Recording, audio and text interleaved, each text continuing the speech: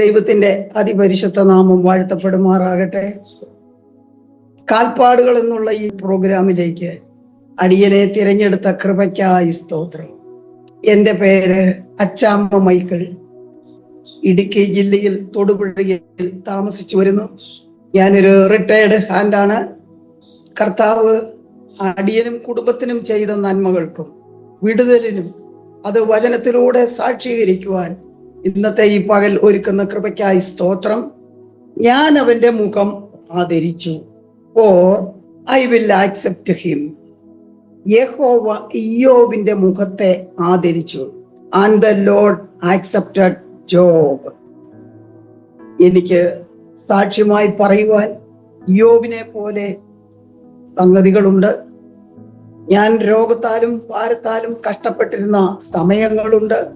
ഇന്നും ചരിത്ര സംഭവമായി ജോബിന്റെ ചരിത്രം നിൽക്കുമ്പോൾ അടിയങ്ങളെ ഓരോരുത്തരെയും, നാം ആയിരിക്കുന്ന നമ്മളെ ഓരോരുത്തരെയും രോഗഭാരത്തിൽ നിന്നും വിടുവിച്ച് ദൈവത്തിന് ആദായപ്പെടുവാൻ വേണ്ടി നിർത്തിയിരിക്കുന്ന സാക്ഷ്യം പറയുവാൻ അടിയനെ കൊണ്ടുവന്ന കൃപയ്ക്കായി സ്തോത്രം.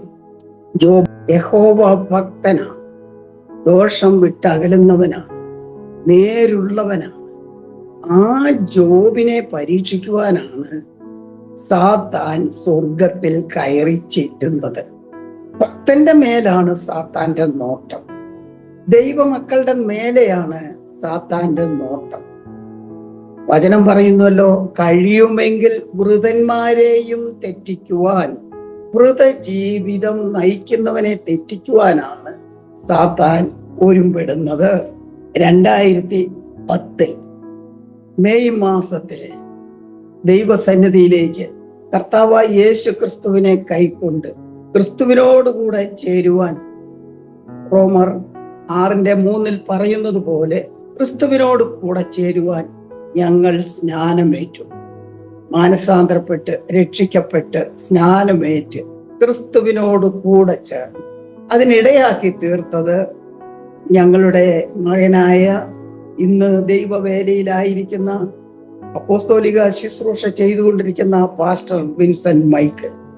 പാസ്റ്റർ അന്ന് ഞങ്ങൾ ടോമിച്ചൻ എന്ന് വിളിക്കുന്ന ഈ പാസ്റ്റർ അന്ന് കോട്ടയത്ത് പഠിച്ചുകൊണ്ടിരിക്കുമ്പോൾ ഒരു ദൈവദാസൻ ഇവർ 2 കൂട്ടുകാരോടായി വചനം പറയുവാൻ വരികയും ആ കൂട്ടുകാരോട് വചനം പറഞ്ഞുകൊണ്ടിരുന്നപ്പോൾ അവർ മാറിപ്പോവുകയും ഈ വിൻസെന്റ് മൈക്കിൾ വചനം കേൾക്കുകയും സ്നാനത്തിന്റെ ആഴത്തെ കുറിച്ച് പറയുകയും അത് വീട്ടിൽ വന്ന് അവന്റെ പെങ്ങൾ, ഞങ്ങളുടെ മോളോട് പറയുകയും ഞങ്ങൾ അത് കൈക്കൊണ്ട് 4-ാം പൊക്കം 4 പേരും സ്നാനത്തിൽ യേശു കർത്താവിനെ സാക്ഷീകരിക്കുകയാണ് ചെയ്യുന്നത്. അങ്ങനെ സ്നാനപ്പെട്ട് ക്രിസ്തുവിനോടുകൂടെ ചേർന്ന ഞങ്ങൾ 2010 ക്രിസ്തുവിനോടുകൂടെ ചേർന്നപ്പോൾ കഴിയുമെങ്കിൽ വൃതന്മാരെയും തെറ്റിക്കുന്ന സാത്താൻ എൻ്റെ പുറത്ത് ഒരു രോഗമായിട്ട് തന്നെ പറിച്ചു. എൻ്റെ തൊട്ടു പുറകിൽ എന്ന് പറഞ്ഞാൽ ശരീരത്തിന്റെ തൊട്ടു പുറകിൽ ചെറുതായി ഒരു മുറിവായിട്ട് വന്നു. അത് വലുതായിട്ട് തീർന്നു. ഭയങ്കരമായിട്ട് അത് കയറി വന്നു. എനിക്ക് ഒരു തരത്തിലും നിൽക്കാനും ഇരിക്കുവാനും പറ്റത്തില്ല. ശക്തമായിട്ട് വേദനയോട് കൂടെ വന്നു. അന്ന് അതിന് പഴയ കാരണവന്മാര് പറയും 1000 എന്ന്. ഇന്ന് ഡോക്ടർമാര് പറയും ഹെർപ്പീസ്. എനിക്ക് കാണാനോ കേൾക്കുവാനോ പറ്റാത്ത നിലയിൽ അതിഭീകരമായ വേദനയിൽ കടന്നുപോയ ദിവസങ്ങളുണ്ട്. പക്ഷേ കർത്താവ് വിടുവിച്ചു, കർത്താവ് സൗഖ്യമാക്കി. കാരണം കെട്ടപ്പെട്ട കഴുതയായിരുന്നതിനെ അഴിച്ചു കൊണ്ടുവരുമ്പോഴാണ് കർത്താവിന് അതിനെ പ്രയോജനപ്പെടുന്നതിനെ കർത്താവ് അഴിച്ചു കൊണ്ടുവരിക തന്നെ ചെയ്യും. ഞാൻ ആ വേദനയിൽ ഭാരത്തിൽ ഇരുന്ന് 2-3 ആഴ്ച എനിക്ക് ഉറങ്ങുവാൻ പറ്റാതെ ഇരിക്കുമ്പം കിടക്കണം, കിടക്കുമ്പം നടക്കുമ്പം ആ കട്ടിലേക്ക് കിടക്കണം, ഈ കട്ടിലേക്ക് കിടക്കണം, ഇന്ന ദിവാനയിൽ ഇരിക്കണം. വേദനയുടെ ഓടിയിലെത്തിയിരുന്ന ഈ ഒരു സമയത്ത് ഞങ്ങളുടെ ഈ മോൻ, എൻ്റെ ഭർത്താവ്, ഇവര് 2 പേരും കൂടെ എൻ്റെ മുറിയിൽ വന്നിരുന്ന ഒരു ദിവസം പ്രാർത്ഥിച്ച്, വളരെ ശക്തമായിട്ട് അവർ 2 പേരും കൂടെ പ്രാർത്ഥിച്ചു കഴിഞ്ഞിട്ട് എന്നോടൊരു വാക്ക് പറഞ്ഞു. ഞാൻ പറഞ്ഞു, മോനെ ഞാൻ മരിച്ചു പോകൂടാന്ന് പറഞ്ഞു. വേദനയാണ്, അത്രമാത്രം വേദനയാണ്. പ്രോപ്പറായിട്ട് ഡ്രസ്സ് ധരിക്കത്തില്ല, ഭക്ഷണം കഴിക്കത്തില്ല, യാതൊരു തരത്തിൽ ഒന്നും ചെയ്യാൻ പറ്റാതിരുന്ന അവസരത്തിൽ ഞാൻ പറഞ്ഞു ഞാൻ മരിച്ചു പോകുമെന്ന് പറഞ്ഞു. അപ്പോൾ എന്നോട് മോൻ പറഞ്ഞു, മമ്മി ഇപ്പോൾ മരിച്ചാൽ സ്വർഗത്തിൽ പോകത്തില്ല. അതെന്നെ വളരെയേറെ ചിന്തിപ്പിച്ച ഒരു വിഷയമാണ്. ആ ചിന്ത എന്നെ നല്ലപോലെ ഭരിച്ചു. ഞാൻ ഏതാണ്ട് 2-2.5 ആഴ്ച കൊണ്ട് നന്നായിട്ടൊന്ന് ഉറങ്ങി. ആ ഉറക്കത്തിൽ എന്റെ പുറത്ത് കെട്ടിവെച്ചിരുന്ന ബാൻഡേജുകളും പഞ്ഞിയും എല്ലാം കൂടെ തിളച്ച വെള്ളം പുറത്തൊഴിച്ചാൽ എങ്ങനെ, അങ്ങനെ ആ വേദനയോട് കൂടി, ആ ചൂട് വെള്ളത്തോടു കൂടി ആ കെട്ടുകളെല്ലാം കൂടെ താഴേക്ക് വന്ന് വീണു. അപ്പോൾ ഞാൻ കൈ ഉയർത്തി പറഞ്ഞു, ഞാൻ ഉറക്കം തെളിഞ്ഞു, കൈ ഉയർത്തി പറഞ്ഞു, യേശു കർത്താവേ, നീ എനിക്ക് ആയുസ് തന്നാൽ ഞാൻ നിനക്കായിട്ട് ജീവിച്ചു. എന്റെ ഈ സാക്ഷ്യം കേൾക്കുന്ന ഓരോരുത്തരോടും എനിക്ക് പറയുവാനുള്ളത്, ദൈവവുമായിട്ട് നമുക്കൊരു കോണ്ടാക്ട് ഉണ്ടെങ്കിൽ, ആരാധനയുണ്ട് എങ്കിൽ കർത്താവ് പ്രവർത്തിക്കുക തന്നെ ചെയ്യും. അന്നു മുതൽ ഞാൻ സൗഖ്യത്തിലേക്ക് വരികയായിരുന്നു. വളരെയേറെ സൗഖ്യത്തിലേക്ക് വരികയാണ് ഞാൻ ചെയ്തത്. അതിനുശേഷം 2014 എനിക്ക് സ്ട്രോക്ക് ഉണ്ടായി. എൻ്റെ ലെഫ്റ്റ് സൈഡ് വളർന്നു പോയതുപോലെയായി. കർത്താവ് കണ്ടാൽ അത് കൊണ്ടുപോവുക തന്നെ ചെയ്യും. ക്രിസ്തുവിൽ ആശ്രയിച്ചാൽ, യഹോവയിൽ ആശ്രയിച്ചാൽ കർത്താവ് അത് നടത്തുക തന്നെ ചെയ്യും. അന്ന് സ്ട്രോക്ക് വന്ന് ഞാൻ ഹോസ്പിറ്റലിൽ ICUവിൽ കിടക്കുകയാണ്. 3-ാം പൊക്കം ICUവിൽ നിന്ന് ഇറങ്ങി വീട്ടിൽ പോയി. അപ്പോൾ ആ ഡോക്ടർ വന്ന് എന്നോട് ചോദിക്കുകയാണ്, ന്യൂറോ സർജൻ ചോദിക്കുകയാണ്, എന്താണിത്, 3-ാം പൊക്കം പോവുക, ICUവിലായിരിക്കുക, 3-ാം പൊക്കം പോവുക. ഞാൻ പറഞ്ഞു, ഡോക്ടറെ, വലിയൊരു ഡോക്ടർ നമുക്ക് സ്വർഗത്തിലുണ്ട്. ആ ഡോക്ടർ ചികിത്സിച്ചു കഴിഞ്ഞാൽ പിന്നെ മറ്റൊന്നും വേണ്ട. ആ ധൈര്യം എനിക്ക് അന്ന് കിട്ടി. പൊളിഞ്ഞു പോയി എന്ന് തോന്നിയ പല രംഗങ്ങളുണ്ട്. പക്ഷെ അങ്ങനെയുള്ള രംഗങ്ങളിലെല്ലാം 4 നാളായാലും നാറ്റം വമിച്ചാലും കല്ലറ വാതിൽക്കൽ കർത്തൻ വരും. 4 നാളായാലും നാറ്റം വമിച്ചാലും കല്ലറ വാതിൽക്കൽ എൻ കർത്തൻ വരും. വിശ്വസിച്ചാൽ നീ മഹത്വം കാണും, വിശ്വസിച്ചാൽ നീ മഹത്വം കാണും. സാത്താന്റെ പ്രവർത്തികൾ അഴിഞ്ഞിടും.